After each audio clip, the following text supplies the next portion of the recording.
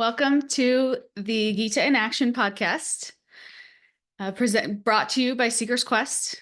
I'm representing Seeker's Quest today. I'm Radha Priti, and we are continuing our journey through the Gita. We are on day 13.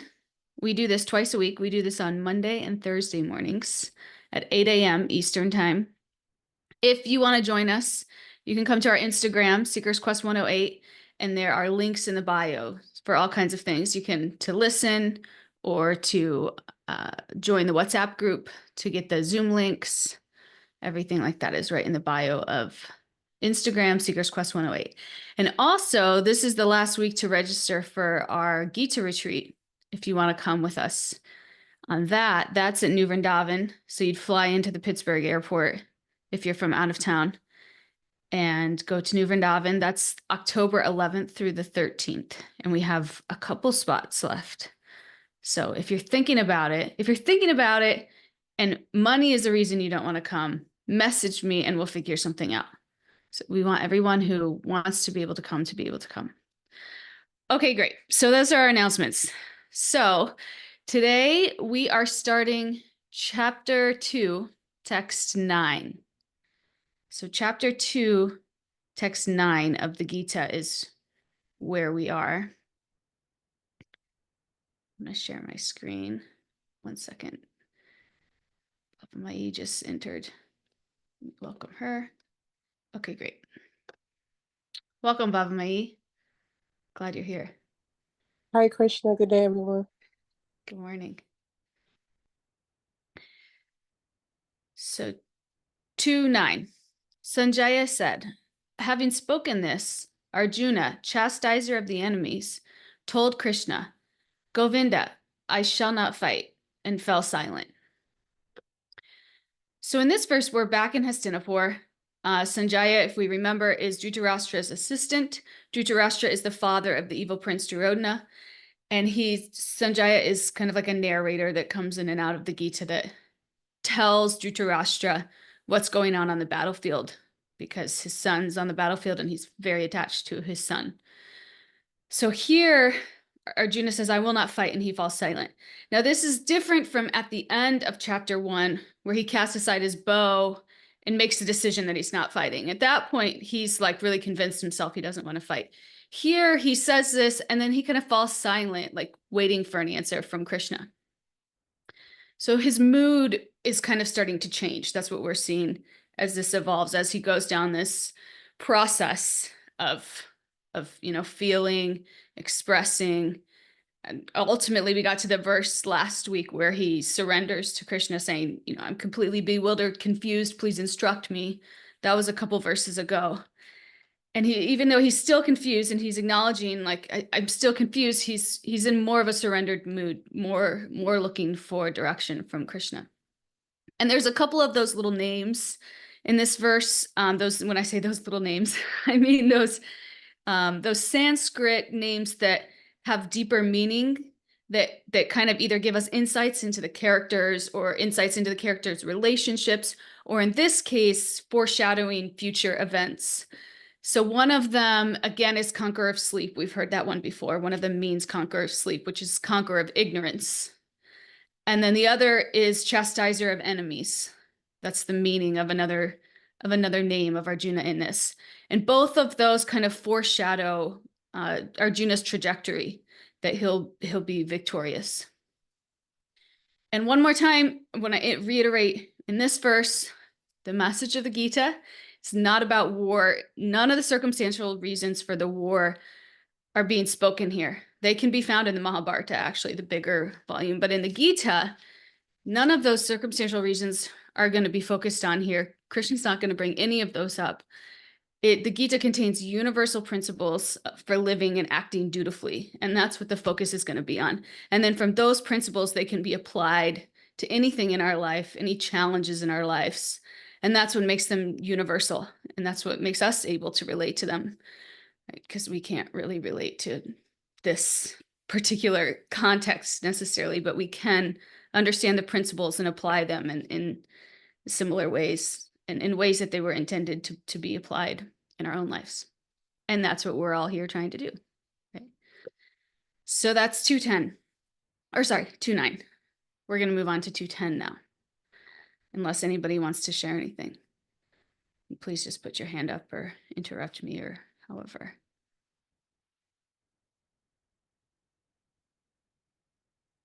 Okay, so we'll go to 210.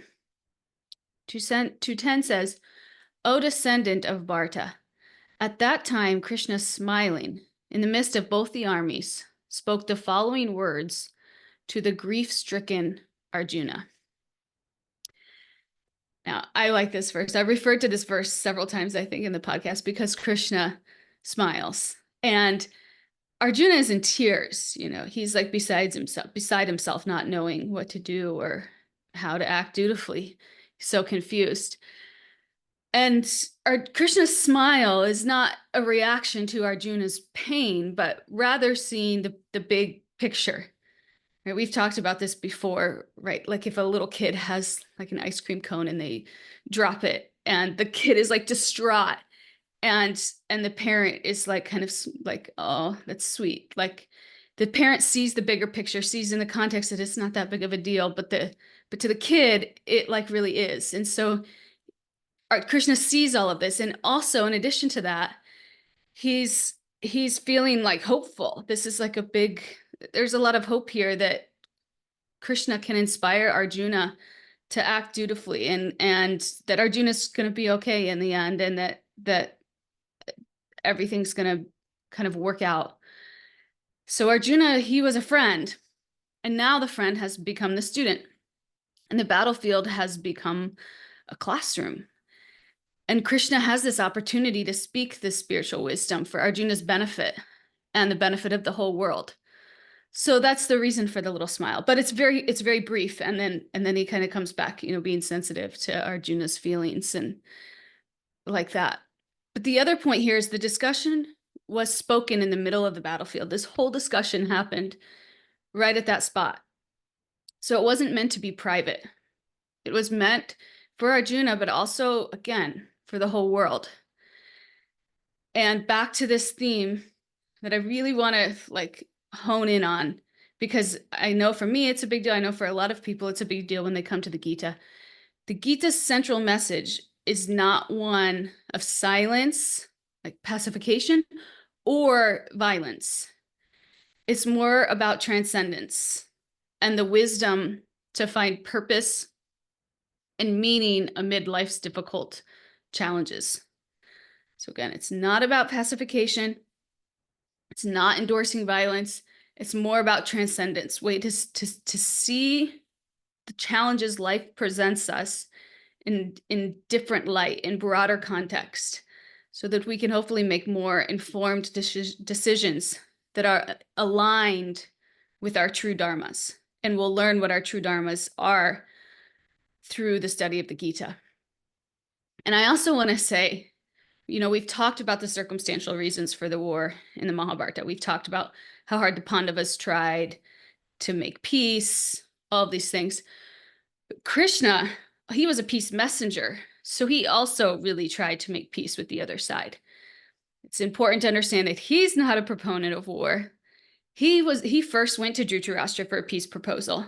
And Dhritarashtra said he didn't need any persuading. He said that his son, to go talk to his son. And so Krishna did that, and he went through the process. He outlined the many benefits for the Kuru kingdom of having an alliance with the Pandavas. He really encouraged them to work together. And he still wouldn't budge. And then that was when Krishna proposed, okay, fine, don't give them the half the kingdom that they, are entitled to. Just give them each a village so that they can rule as Kshatriyas. And Duryodhana's exact words were that he wouldn't give them enough land to even put through the tip of a needle. Those were his exact words. And then he tried to arrest Krishna, which violates the basic martial codes about how to treat a peace messenger. So the point is that as long the world would never know peace as long as he was in power, due to his greedy and envious nature. And that's how the events transpired to where they are. But as we see in Krishna's teachings, his teachings are so universal. They're not, he doesn't bring in any of these circumstantial reasons into why fight, or why not fight. He doesn't even talk about why fight or why not fight. He teaches Arjuna about the relationship between matter and spirit and the controller of both. And that's real knowledge. And that's what he's really trying to teach Arjuna here. Okay, so we'll go to the next verse, 2:11.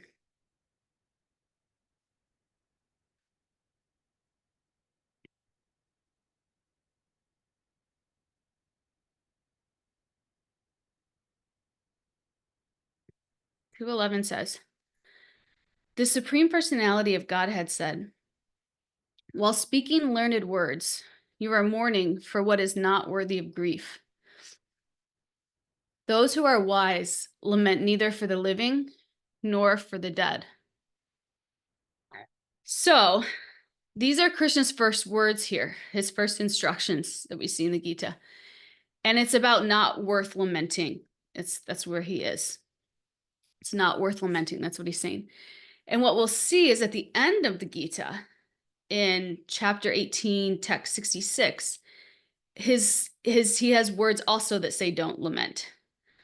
So from that, we can infer that if the first and last words are about not lamenting, the middle is going to be about a message to free us from lamentation. And this is the core central message of the Gita. And that is that the body is changing. The body is constantly changing, and that's inevitable. But the core person is unchanging. And we'll learn more about that core person and the identity there and how we can relate with that core person and what that actually means. Excuse me.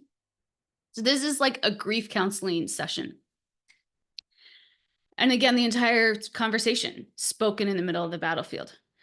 Because if we remember, this war, it's the way we can relate to it is it's more like a sporting event than like today's war. It's more a test of strength and skill. It's not like victory at any cost. And so in seeing Krishna and Arjuna in conversation in the middle of the battlefield, Bhishma, who is the commander on the other side, his actions indicate to his forces that they shouldn't attack because that would break the code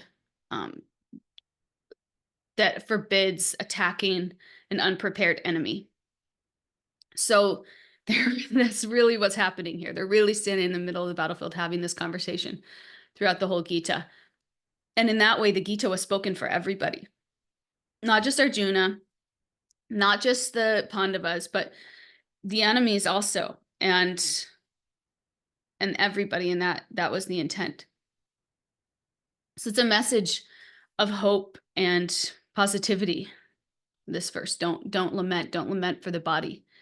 He says, the wise don't lament either for the living or the dead, because there is no essential difference. And that's something here when we think about ourselves, we so often we all identify with our bodies, right? Like this sack of like flesh and skin and bone and what our egos, what we can do, what we can't do. But Krishna's vision is on a whole nother plane, right? He sees our identity as our spirit soul, right? as that eternal consciousness. And so when he says we can't die, that's what he's referring to, because that's what he sees. It's like when I see somebody walking down the street, I don't identify them with the clothes that they're wearing. I see them more as like, oh, look at that. That's a, Caucasian woman in her 30s. And like, that's really probably the way more that I'm identifying because I'm on the BioLeap platform. But I'm not seeing her, I'm not identifying her necessarily as her clothes so much. So Krishna has like that even broader perspective that he sees people as that eternal spark of energy that they are. And that's what he's teaching us. He's kind of training us to see with that same vision. And what we'll find in our own lives is when the more that we can see with that kind of vision, the more that we can love, the more that we can accept wholeheartedly, the less stuck that we become in our egos the less selfish that we become, like that. So that's what's happening here. And Krishna says in this verse, he says, while speaking learned words, which is referring to Arjuna's arguments for fighting in the first chapter, specifically his argument that he heard from the wise about those who destroy dynasties by killing the protectors of society will incur sinful reactions. So basically, Krishna's acknowledging that, like, Arjuna, you know a lot. You're learned, but for being so learned, you don't know anything. You don't have any knowledge of the soul and the matter and the difference between the two. And that's what he's going to teach him. So in the next verses, we're at 210 now, in verses 211 through 230, Krishna is going to teach him about how different the soul is from the body. And where Arjuna is worried about killing his elders' bodies, Krishna is going to shift the focus to their soul, in that the body is born and is gone today or tomorrow. Therefore, the body is not as important as the soul. And real knowledge, like we said, real knowledge means to know matter and spirit and the controller of both. Oftentimes in our material association, we think knowledge is how much information can I acquire and store in my head about the things around me in my direct environment. But the real definition of knowledge, and Krishna's definition of knowledge, is to understand matter and spirit and the controller of both. Again, so it's so much broader than that.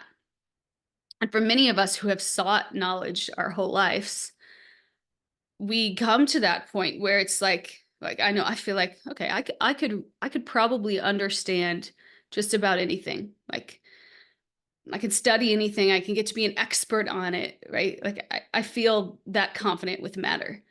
But it's a whole nother, Pandora's box when you added spirit into there. It's a whole, and the relationship between the two.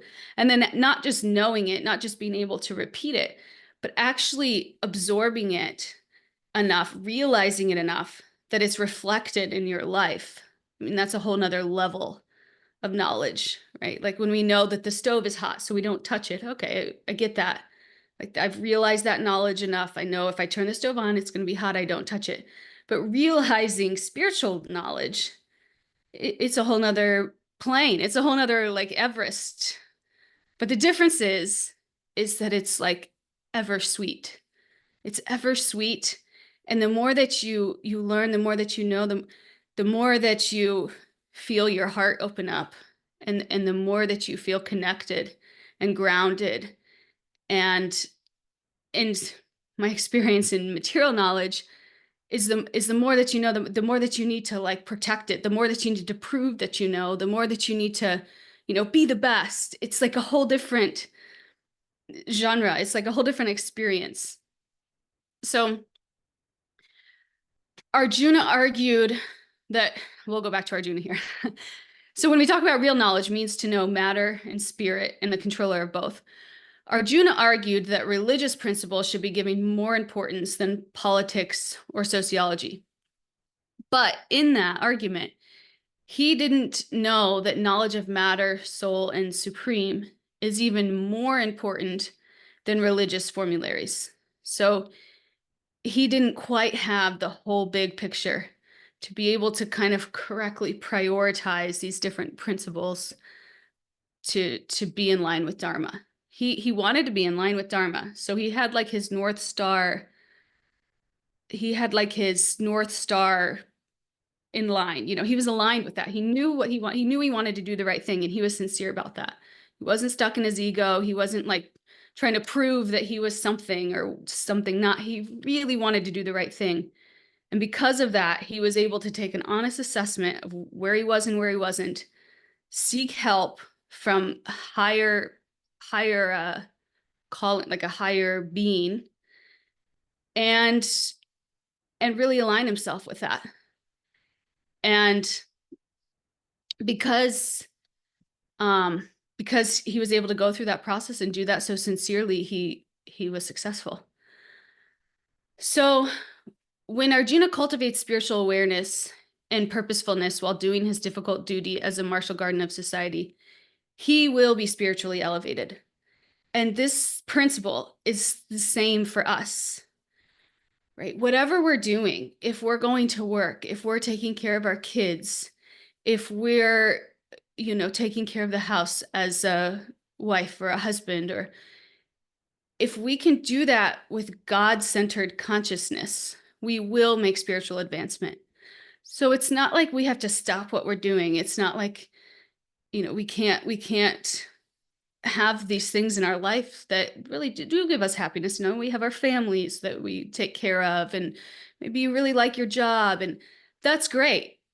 Stick with it, but try to have more of a God-centered consciousness around it, right? Making it less about me and my ego and my need to succeed and my need to prove myself and my need to be better than all of you so that I can feel worth and value, right? We do it with God-centered consciousness so that God's in the middle, and in that, we're doing it to serve the whole, and we're less concerned with ourselves and what we need out of it. And we're more concerned with aligning with Dharma in the same way that Arjuna is. And that might be different, but at the same time in the Gita, we learn really about how to be a good person, right? Like how to be a decent person, align ourselves with that, and really try to perform our service in a way that would make God happy.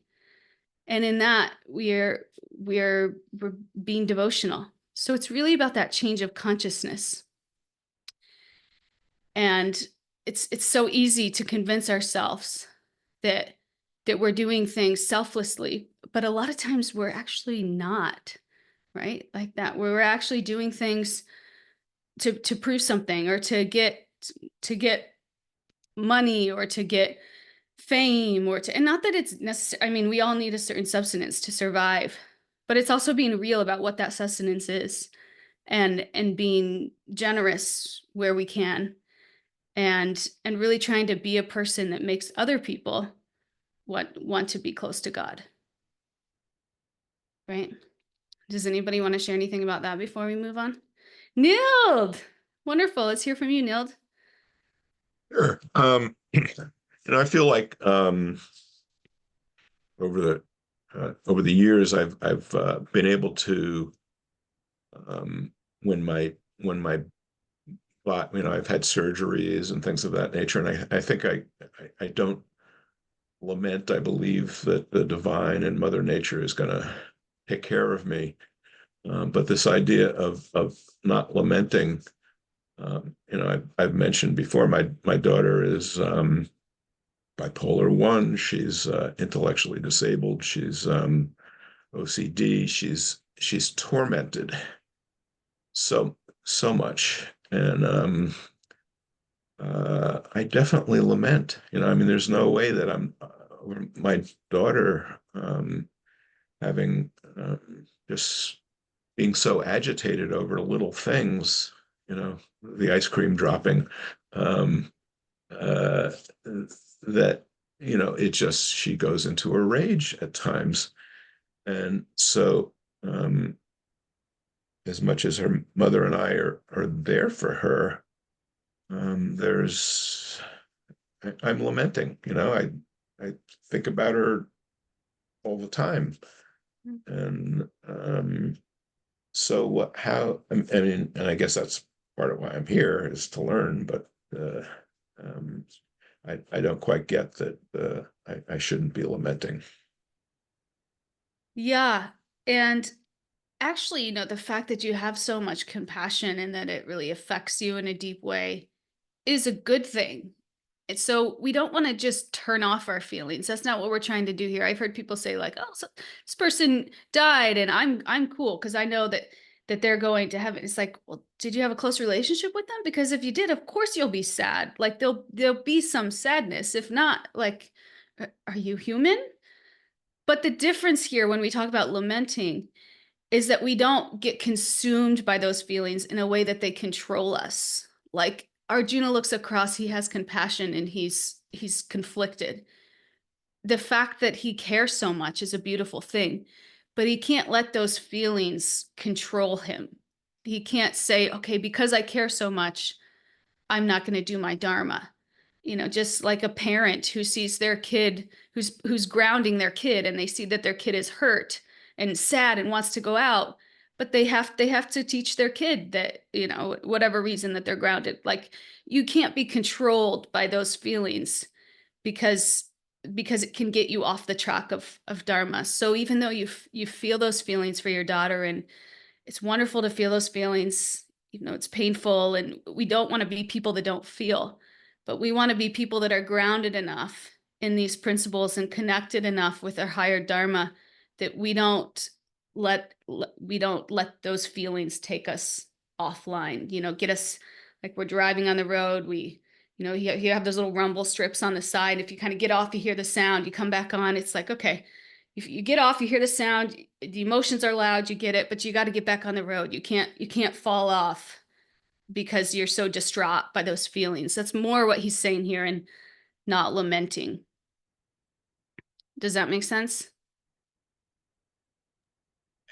It makes sense in a yes, it makes sense. It doesn't, at this moment, I've got more Make it practice to easier. do. Yeah. Yeah. And sometimes too, it's like something that helps me if I'm like in a situation that's making me extremely emotional, is just to take space from that situation, or maybe certain people that are extremely triggering or something like that. If we take space and we ground in ourselves, then we can kind of realign, and we get in touch with the way that we want to show up and handle it. And maybe that can give us that extra oomph to show up in a more empowering way, in line with the way that we want to show up. You're Without, creating a space like that for me. you So guys I are all appreciate creating a space like that for me. So really, the community holds us together. But it's a practice, and it's difficult for all of us, for sure. I have those triggers in my life where I'm like, okay, this time I'm going to show up like this. And I make like a little bit of progress. But then I got to go back. I got to recharge. I got to realign. I got to reflect on, like, okay, how did I show up in this way that really was not in line with the higher principles that I believe in? And how can I correct to stay a little bit more in line without getting pulled away by my feelings or what I'm experiencing in my own ego? Yeah, the struggle's real. So we're all just, practicing, all just babies. Okay, so we could go on to 12. We're going to start getting into some real nectar here. Never was there a time when I did not exist, nor you, nor all these kings, nor in the future shall any of us cease to be. This is Krishna speaking here. He's saying the body did not exist before being born. The body won't exist in the future. So from past to present to future, there is some continuity of existence for each individual being that is not the body. Death is only for the body. So death is therefore not that big of a thing in the real context of the soul's journey. So we're saying what really matters most is not so much the kingdom, these material things, but the soul's journey. How is the soul's journey affected by Arjuna's decision on the battlefield? And this is a question that we can ask ourselves in the lives that we've created for ourselves. How is our soul's journey affected? And we experience the soul through consciousness. That's the soul, this consciousness, this thread of consciousness that you have. When the body dies, the consciousness goes to another body. We'll learn about that. But that's how we experience the soul, is in this consciousness. So people get so concerned about, like, what kind of food they're putting in their body, and all of these things, these germs in their body. And but what about what we're feeding our consciousness, right? What about the people that we're associating with? What about the things that we're watching on television, the music that we're listening to, right? All of these things affect our consciousness because we're conditional beings. That's just what we are by nature. So whatever we're around, we're going to absorb and it's going to become us, whether we know it or not, right? That's why, like, people that the problems that you have in childhood continue to affect you because you absorbed that consciousness, whatever it was that you were around or that you experienced, it is now you. And that's not to like blame your experiences, but that's to recognize that we are conditional, and whatever you choose to be around, to absorb yourself in, you will become. So we need to be like these stewards of protecting our consciousness in our daily lives. Right? How is our soul affected?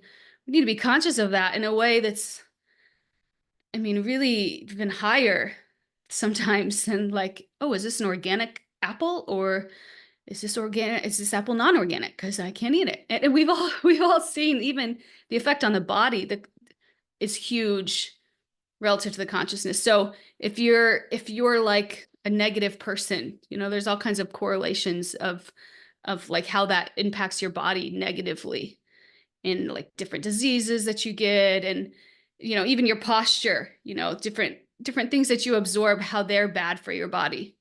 So even in material science, there's a correlation there in how we keep our consciousness and how it impacts the body.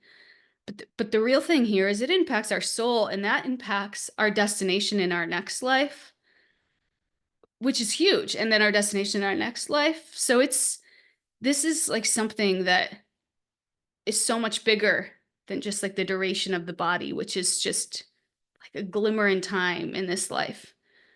But if we can really invest in our consciousness and we can really be mindful of what we're doing and how it either elevates or degrades our consciousness, we can really make progress. Right, does anybody have anything to say about that? What we surround ourselves with and how that impacts us and how we can get a little bit more mindful about it,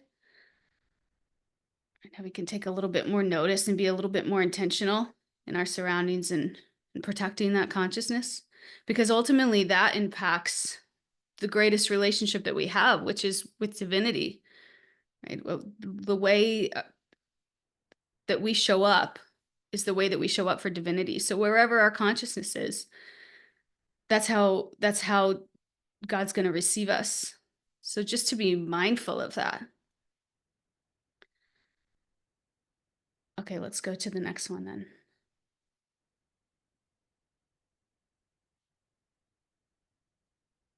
Two 13. As the embodied soul continuously passes in this body from boyhood to youth to old age, the soul similarly passes into another body at death. A sober person is not bewildered by such a change. So this is an easy thing for us to see in our own lives. We see that we had a certain body when we were a child. We see a certain body when we're youth. We see a certain body when we're old age. We acknowledge that they're all different. In fact, I think there's like a statistic out there that like every 7 years, all of the cells in your body regenerate and are like completely new cells. So your body is completely different at these different phases of life. There's no denying that. We all see that. But what we don't see is that the cycle continues even after, right? And we often, because all we can see is just this body going from childhood to youth to old age, we think that's the whole story because that's all that we see. But it's actually not, right? If our identity is a soul, our soul's journey continues, and the body is just like a dress for it. That's just like that was just what was encasing the soul in that glimmer, in that moment of time. But the soul's journey is actually eternal, and it goes on. But because we don't see it, it's not happening right in front of our eyes. It's not like so real to us, but it is, right? And in that there's no change of person. So the body changes at the end of the life, but the person, the soul, is unchanged. So whatever consciousness you ended your last breath on, wherever your consciousness was, dictates the body your soul enters next, right? So if you had a lot of desires or certain attractions or attachments, you're going to get a body that's conducive to fulfilling those desires or attractions or attachments. In the same way that happens in our regular lives, right? Like if you're really into working out, you're going to get a body that is very suited to working out. I go like this because it's like, but I'm not. But some people are, and you can see it in their bodies, right? Because their consciousness is driven towards that. They're attached to that, and then their body becomes that. And that's kind of a physical relationship, but this happens on this subtle plane also. And this happens with your consciousness, whatever you're attracted to, your body will be conducive to that. And the other thing I wanted to talk about here, because we talked about the Paramatma, God in the heart before, and I wanted to bring that back up to differentiate between the soul, which is something that we all have, something that we all are. It's unique to us, each soul. It's a spiritual spark of divinity. And then Paramatma. Now we call that the super soul. It's like a capital S, soul with a capital S. And that's God in the heart. So there's two, the soul, which belongs to you, and then the super soul, God in the heart. And there's in the Vedas, in the Upanishads, I think, there's this analogy of both the soul and the super soul in the heart. It's like two birds in a tree, right? And the individual soul is a bird in the tree, and the bird is eating the fruits of the tree. And the jiva, the soul, that bird, is covered in desires and lives in the body. And the super soul, the bird that's standing next to that bird, and the super soul again represents Paramatma, God in the heart. That bird is watching the other bird, and that represents the super soul. And that's the supreme spirit soul. So the jiva, our individual soul, and then the super soul, they're two birds sitting in a tree. And the jiva, the individual soul, is enjoying the fruits because they have material desires. And that's what the fruits represent, the bittersweet human experience. And then the God in the heart is just watching the bird, just there with the bird. And the whole tree represents the material body. So this analogy illustrates that the individual soul can both participate in and witness the human experience.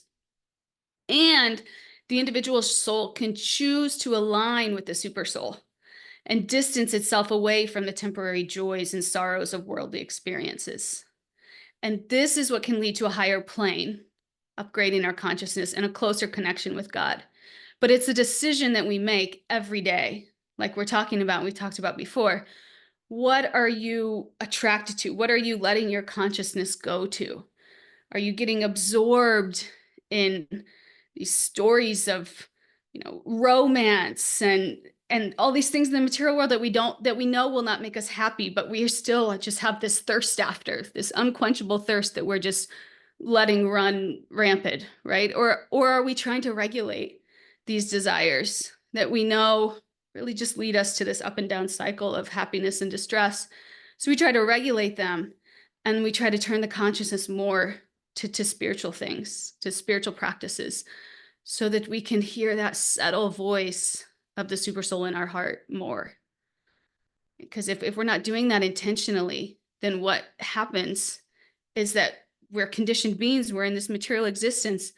That's what we become. We just become full of all of these material desires. And after a while, if you're like me, you get to the point where it's like, I could have or do anything I want. And honestly, none of it is really that fulfilling. It all just ends me back up on this roller coaster of happiness and distress. Like, I want something deeper, something more meaningful. And so that's why we put these spiritual practices in our life, so that we can quiet the sounds of all of those material distractions and those whack-a-moles that we talked about in the last episode, and all those just material desires that constantly pop up, even when we satisfy them, more pop up. Calm that. And so that we can get in touch, we can hear more of the super soul speaking to our soul, and we can align on that higher plane and have a closer connection with God. So like we talked about before, this growth of knowledge, it does not happen by sudden leaps. I mean, unless you're like an extreme mercy case, which does happen, you know, God gives mercy, but more often it generally happens by building on what we know, and that takes time. So we have to implement some of this, and we have to really take inventory. We have to see how we feel. We have to notice the changes in ourselves that then allow us to trust more, allow us, you know, we're just experimenting with these things, just like anything else. But then as we see them impacting our lives in positive ways, we can give more to them, and more to them, and more to them, until they become more like the background in our mind, right? It's not like not the background of our mind isn't these songs that we hear, these that are, or these promises of like material happiness from things that we know don't really make us happy. It just, our flavors kind of change, our preferences change, but it happens over time. In the same way that a first grader doesn't just like start learning college algebra, right? That to have that expectation is just unrealistic. So we start slow, and we are patient with ourselves and understanding that that's a process. So we're not just physical beings seeking sustenance, safety, sex, right? Like animals can do that. That's like the life of an animal. If you give an animal sustenance, safety, sex, they're happy. That's it. That's all they need. But we're spiritual beings in this material encasing, this material body, and we're seeking progress and purpose, things so much deeper than just those externals. We need those externals to some extent to keep us grounded and to kind of keep us peaceful. But what we're looking for in life is not just peace, even, right? We're looking for that higher connection, that deeper purpose, progress. So just resources isn't enough. And even this principle of needing a deeper purpose, there's this Netflix series. I don't know if you guys have watched it. It's about people who, what this documentary group has done is they've gone to different places of the world where people who have lived, there's a lot of people that have lived over 100 years long. They call them like centennials or something. And then they identify these zones of the world as blue zones, meaning that there's like a certain amount of centennials that are in this zone. And then they analyze why these people live so long. And it's always very like simple things, you know, we think that it's like some super complicated formula, but a lot of it's just like simple, natural, holistic things. But one of the things is, yeah, great series, right, Maggie? You probably know where I'm going with this. Because one of the things is these people have a purpose in their life. They have a deep purpose in their life. And so again, we see this connection with the body on a material plane, how important this purpose is, how it's healing to us. But we need purpose in our lives for our soul, right? Our soul really craves that. That's like in internal longing of our soul. And that comes from the core of our being. That comes from our soul. And the soul is not material. The soul is encased in a material body, but it's not material. And we can solve the problems of materialism by seeking to connect with the ultimate reality and by striving to contribute to the world in a mood of service to him. And that's a subtle point, this mood of service to him, but that's really like the most important point, because it almost doesn't even matter what we're doing.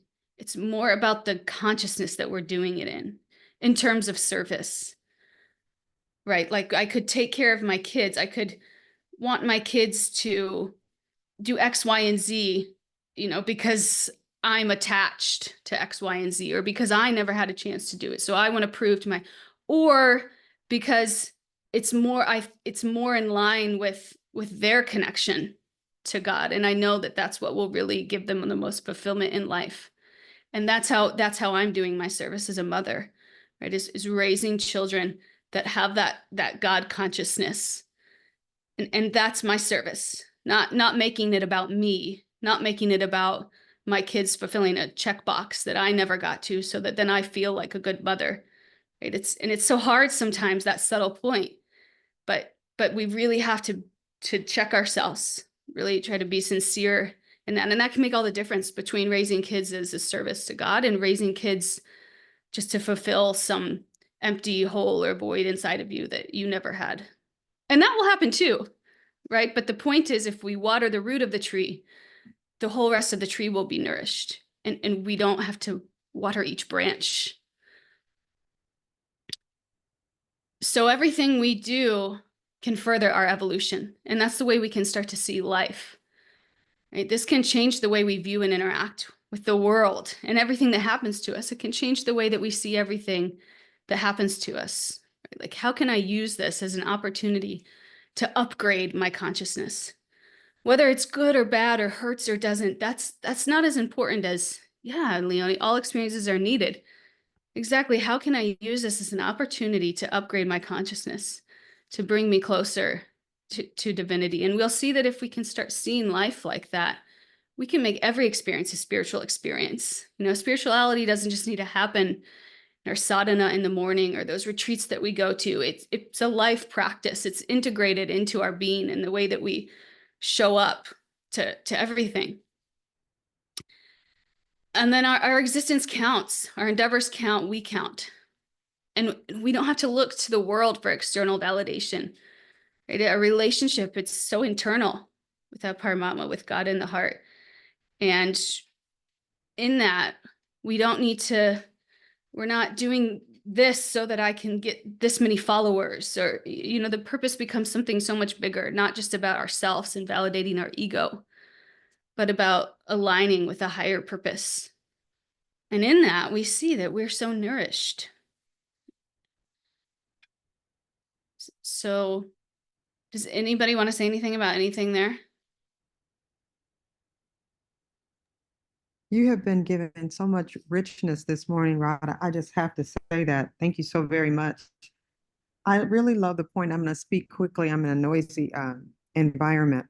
When Krishna went to the center with Arjuna to speak, sorry about this. No, you're great.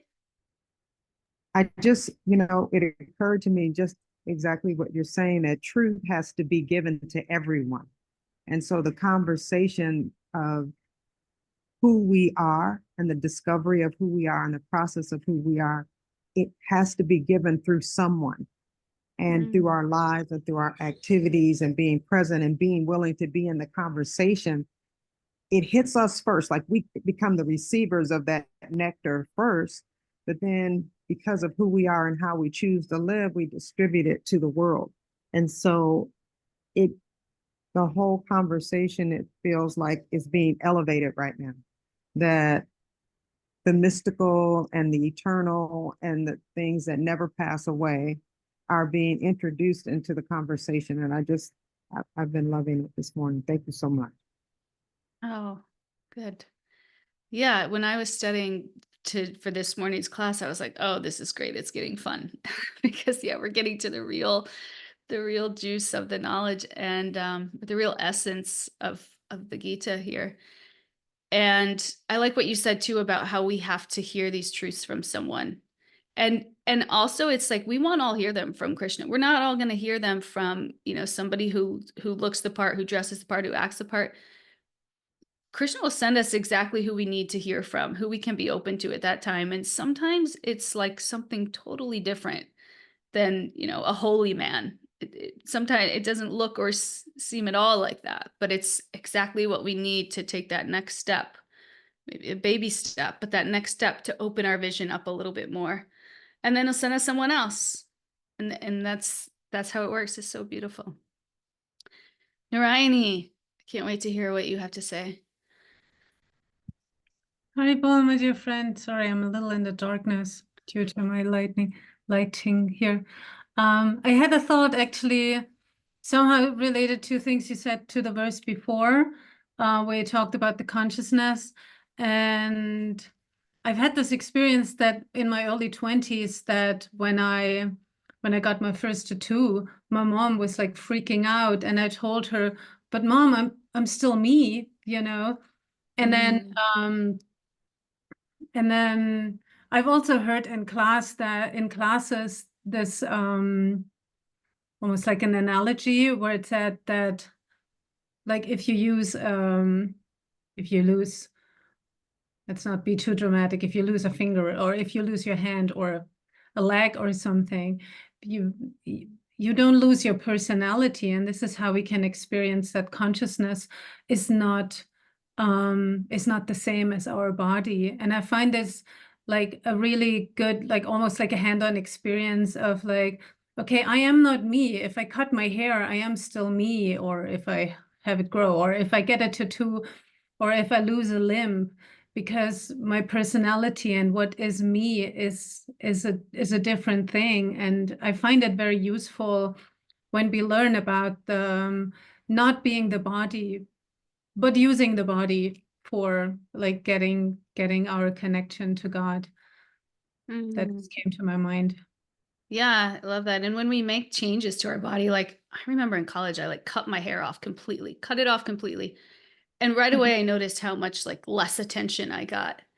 And then it's like, this is so fleeting. What a joke this is, right? Like we think this has so much meaning and this gives us so much identification, but it can be gone in a second. And then what? If you're relying on that external validation to feel worthy or to feel beautiful, or it's gone.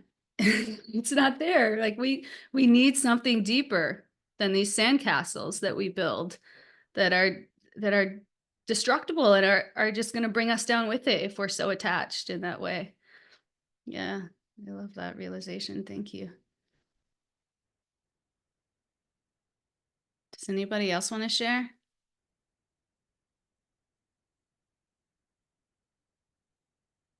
Maybe one more share.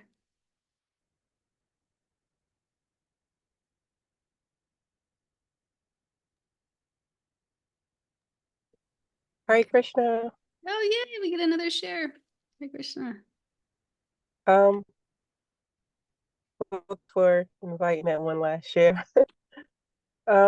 I was just thinking, meditating on how, as you mentioned, that the very first thing that Krishna spoke on is the nature of the soul. And I always found it very profound that, like, when I first started reading Bhagavad Gita, that's what he started out with, you know? It's like we get so caught up in being the body.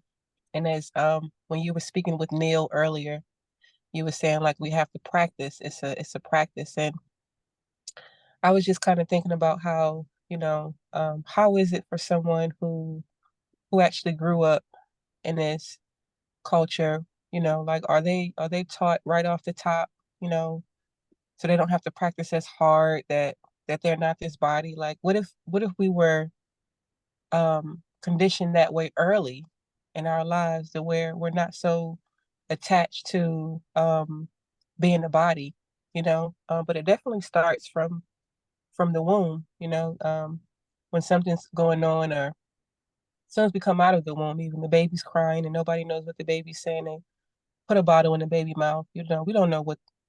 Well, sometimes definitely the mother knows what's going on with the baby. There's definitely that connection there. But a lot of times, even throughout life, we're just kind of pacified with different things that has to do with the body. And even all through school, and even through college, we're always geared towards doing things that has to satisfy the body, like getting a business and getting a home, getting a wife and children, all of these things. And it's like, at what point in time do we stop and reflect on the spirit soul that's conducting the body? And it's one of those things, like you were saying, we just have to continue to practice and just remember. And it's so hard, just when we think, well, at least for myself, when I think I got it, and I'm like, okay, it's like maybe I should tie a red string around my finger so I can always look at it and remind me that I'm not this body, because quite often, we can, I find myself, I talk about it or I'm learning about it, And then when those moments come, everything's out the window.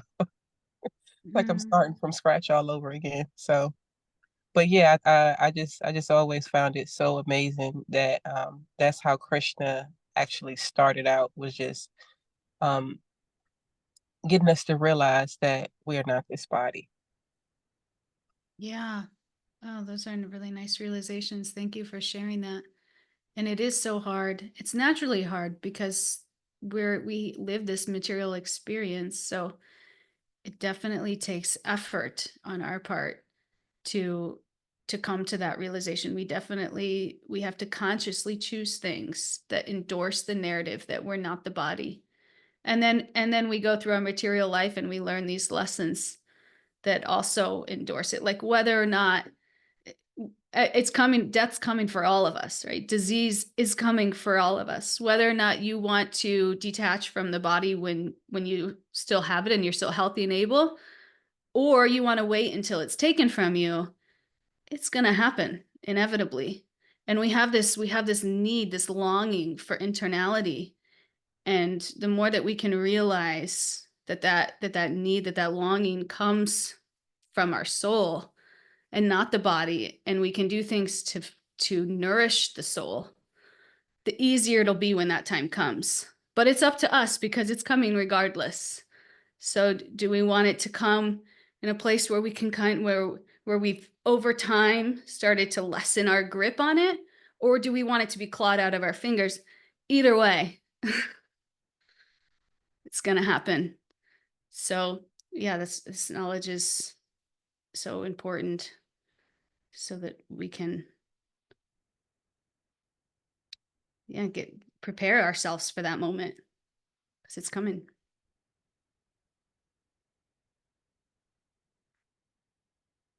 Okay, I hate to end that. It seemed a little bit I was gonna like a say it also negative makes me note. think about, like, when is the first time, we can remember the first time that we actually grasp the concept of we're not this body, or we have a spirit soul that's eternal. It's like if we're living our life with relating to the body for so long, it's Yeah, kind of boring, but it doesn't make it less real. It's just, having to right. grasp it. And we're gonna learn here, which it's in a few verses, I think, the characteristics of consciousness and these longings that we have that actually come from our consciousness, not from our bodies. Our bodies are temporary, but our consciousness are eternal.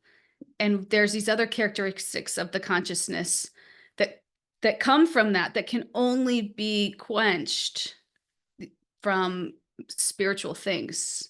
But we try to quench them with material things, and it just doesn't work because our bodies are material and temporary. So yeah, that just differentiation between knowledge, or that knowledge is the understanding of matter and spirit and the controlling of both, and understanding that they're different, and also they're correlated. There's a connection there. And how can we navigate our lives? How can we move around in this life so that we can really use the body, the matter, in service of the spirit, so that we're elevating the consciousness and we're connecting to higher reality in a way that's actually brings sustaining fulfillment and purpose in our life, that's not fleeting like the material energy. So that's what we're doing here. Yeah, we're so used to using that body to serve our egos, but we're trying to slowly rewire. So thank you all for being here, going on that journey. And thank you, Maggie. So good to see you all.